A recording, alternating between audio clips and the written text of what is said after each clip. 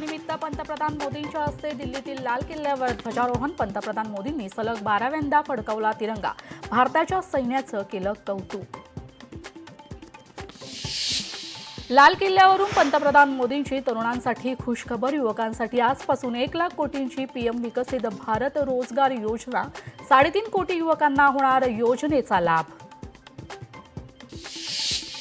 यंदाच्या दिवाळीला मोठी भेट मिळणार। सामान्य आवश्यकतेच्या वस्तूंवरील जीएसटी कमी करणार। दैनंदिन वापरातील वस्तू स्वस्त होणार। पंतप्रधान मोदींची घोषणा।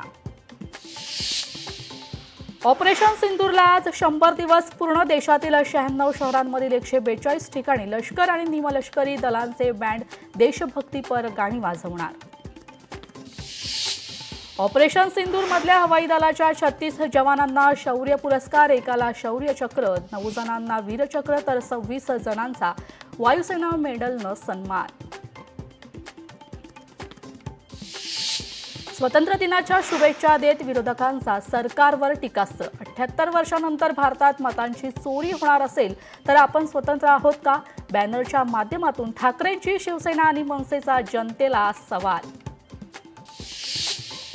ठाकरे काका पुतळे एकाच व्यासपीठावर येण्याची शक्यता। राज ठाकरे आणि आदित्य ठाकरे लालबाग परळ प्रतिष्ठानच्या दहीहंडी उत्सवाला राहणार उपस्थित। पंढरपुरात स्वातंत्र्य दिनाचा उत्साह। विठ्ठल मंदिरात फुलांची आकर्षक सजावट।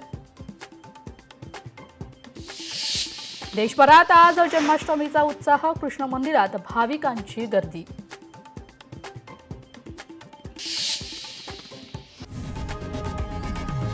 लोकशाही मराठी ऐका, पहा, जागरूक रहा।